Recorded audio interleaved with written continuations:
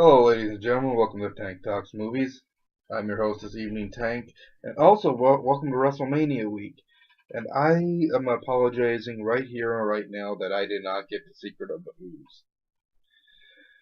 Because of WrestleMania week, I am going to be having to delay Secret of the Ooze till next month. This particular episode, and is because it's WrestleMania week, I will be reviewing The Wrestler. I really enjoyed this movie. It's pretty much about a guy that's down on his dumps in the wrestling business. He's like the most popular guy on the Indies roster at that time. His name is Randy the Ram. I guess he was like a world champion in other organizations like back in the 80s and stuff like that. He he's doing indie shows. He's making like maybe I wanted to say shit, probably close to like $100 to $200 a match, and that's like nothing compared to what the wrestlers get these days. Go online and find out how much they make, and it's holy. But the pretty much this movie, it's good.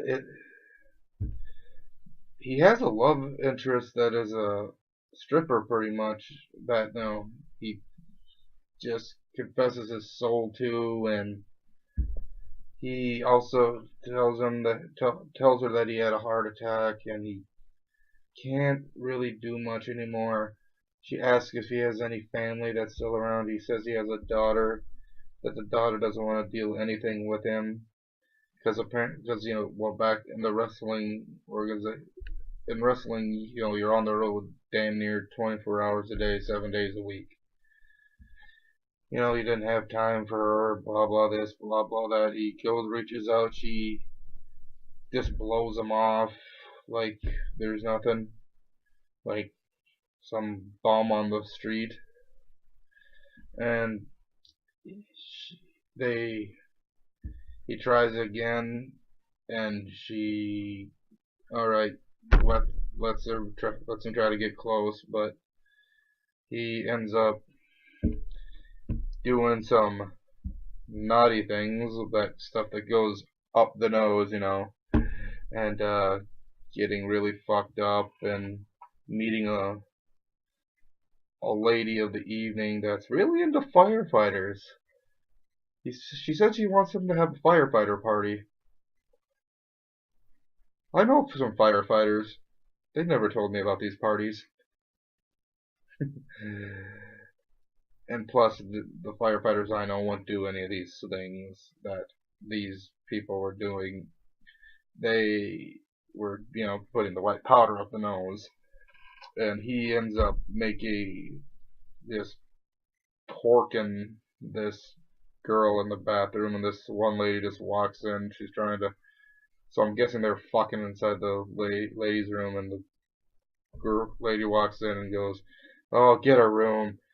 All of a sudden, like a little flash of light comes through, and all of a sudden he's just passed out. It's like 3 in the afternoon on this one lady's bed, and this lady's just sitting there, and she's, she's not really even there. Even he just finds his clothes and he walks out, and he pretty much goes back to his place and just passes out, and pretty much just forgets the day that he was gonna have with his daughter, and she's all pissed off at him because he didn't make it, and he is all upset and sad, and he asks his boss if there's more shifts because he needs the money, pay for his like pills he has to take for his heart and stuff. He ends up walking in on his boss jerking his irking to some porn on the fucking work computer. So yeah, if you get aroused at work, folks, don't whack off at work. It's just not right. And just okay, he ends up getting him a couple shifts and stuff like that, but he has to be out front in the deli but he enjoys being working in the deli. He's like, he's messing around with the customers, giving them like coleslaw and stuff, putting in the Tupperware thing, and just playing catch with them. And but then I gotta feel for the guy because then you get those people that are a little annoying. That they just like he's trying to make this noodle salad, put it inside this thing for this lady. It's like some more. She takes in some more, takes some, puts it in a little less. I know you gotta be nice, but every person has their breaking point. He ends up just this guy just was kept harassing him. He ends up taking his hand and jamming into the meat slicer. Blood is splattered everywhere. He ends up telling this boss to shove this job up his ass, and he ends up going and just going to the nearest payphone and calling up the promoter and telling him that the match is on. Oh, when I say the match is on, this guy came up to him earlier in the movie and he tells him to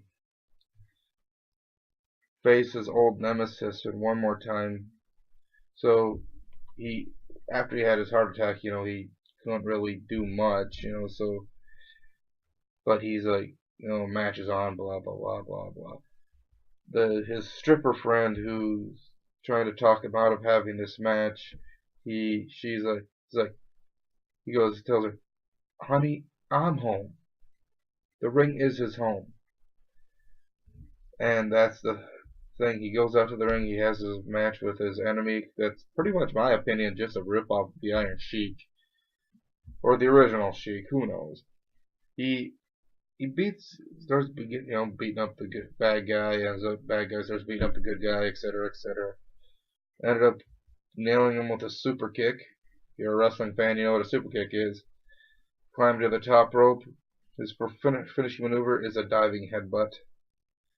That is pretty much banned in the wrestling organization now because it's been known to cause concussions. And he's getting ready, he's crying because he's like, he don't know if this will be his final match ever or not. So he gets ready to do his finishing maneuver and he leaps off, and then there's the end credits, so you don't know if he died or not. So you gotta use your imagination at the end.